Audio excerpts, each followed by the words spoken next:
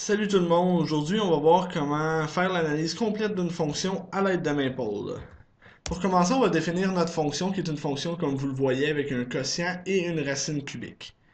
En ce moment, notre racine cubique est écrite comme un exposant à la 1 tiers. On veut la convertir en racine cubique, ce qui veut dire la convertir en surd.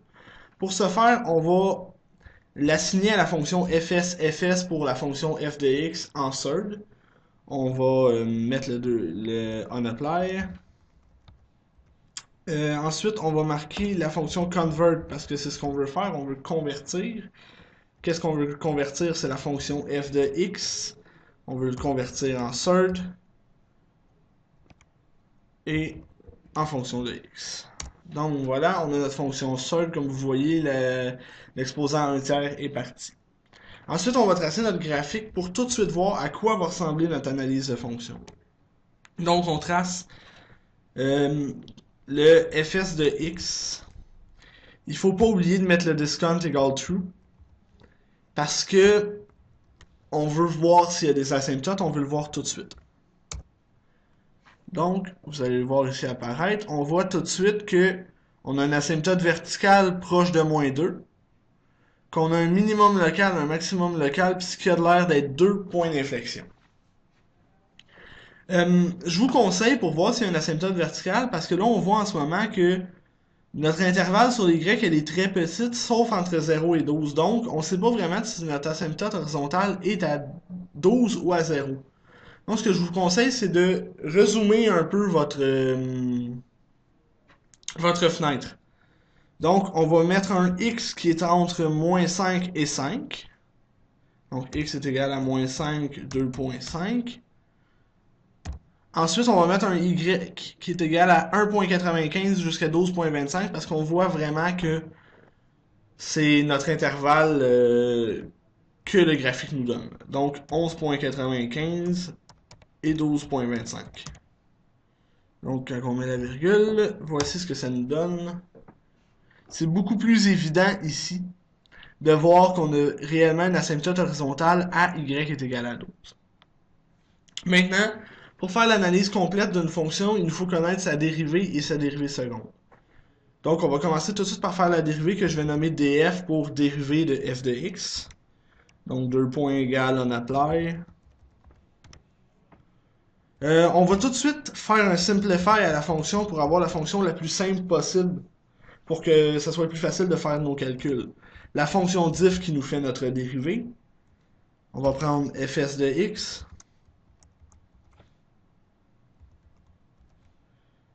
On va rajouter qu'on le veut en fonction d'x.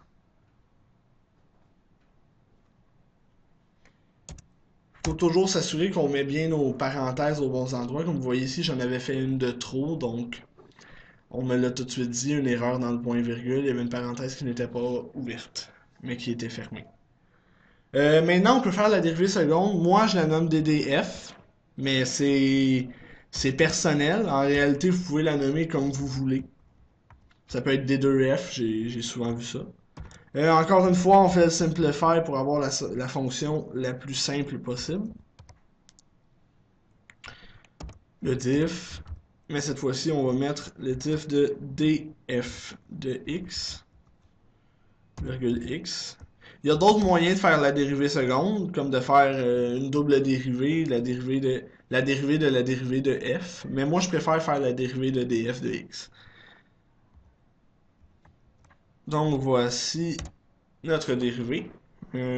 Assez compliqué quand même. Maintenant, pour connaître nos points critiques, donc savoir, parce que là on sait qu'on a une asymptote autour de -2, un maximum local autour de 1, mais on ne connaît pas les valeurs exactes. Donc pour avoir nos points critiques, il va falloir qu'on évalue à quels endroits la fonction f et ses deux dérivées sont égales à 0 et à quels endroits la fonction f et ses deux dérivées n'existent pas. On peut tout de suite dire que la fonction f n'a pas de point où elle est égale à 0 à cause de l'asymptote à 12. Donc, on n'est pas obligé de faire de trouver les zéros de la fonction f. On va tout de suite commencer avec les zéros de la fonction de la dérivée de f. Donc, on veut évaluer ces zéros. Donc, on va faire le eval f. On va faire le solve tout de suite aussi parce que c'est ce qu'on veut faire. On veut résoudre l'équation. On va poser que df de x est égal à 0. Donc, voilà, on va trouver plusieurs valeurs. Là, le truc ici, parce qu'il y a beaucoup de chiffres, c'est de savoir que on prend juste en considération les nombres réels. Donc, on prend juste en considération 0.87 ici. Un autre truc aussi, c'est de voir que euh, en cliquant dessus, vous avez le terme au complet. Donc, si vous avez de la difficulté à voir si c'est un terme réel ou un terme complexe, ben vous cliquez dessus. Donc, ici, on voit que c'est un terme réel. Ici, on voit que c'est un terme complexe. Ah, ici, on voit que c'est un autre terme réel, donc c'est un deuxième zéro. Et ici, on voit un dernier nombre complexe, donc on ne prend pas en considération. On va faire la même chose ici, mais avec la dérivée seconde de la fonction f de x. Donc, ce qu'on va faire, c'est qu'on va faire un copier-coller de notre première fonction, mais cette fois-ci, on va mettre ddf de x au lieu de df de x. On va avoir encore une fois quelques zéros, 0.32, 1.44, et ici, on a des nombres complexes. Comme vous pouvez voir, il y a beaucoup de nombres complexes. Ici, les deux nombres réels étaient au début.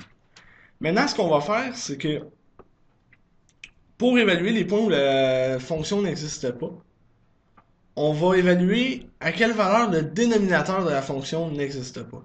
Donc, on va y aller comme l'autre en faisant un eval f, encore une fois parce qu'on veut évaluer, un solve. Mais la seule chose de différent, c'est qu'ici, on va mettre la fonction denom, qui va chercher le dénominateur de la fonction qu'on demande. Donc, si je fais denom de fs de x, ben, ce qu'il va faire, c'est qu'il va aller prendre ici notre x à la 3 plus 7, tout ça à la 4. C'est ce qu'il va prendre. Donc, il va poser x à la 3 plus 4 à la 7 est égal à 0. Comme je vous disais tantôt, il ne faut pas oublier les parenthèses.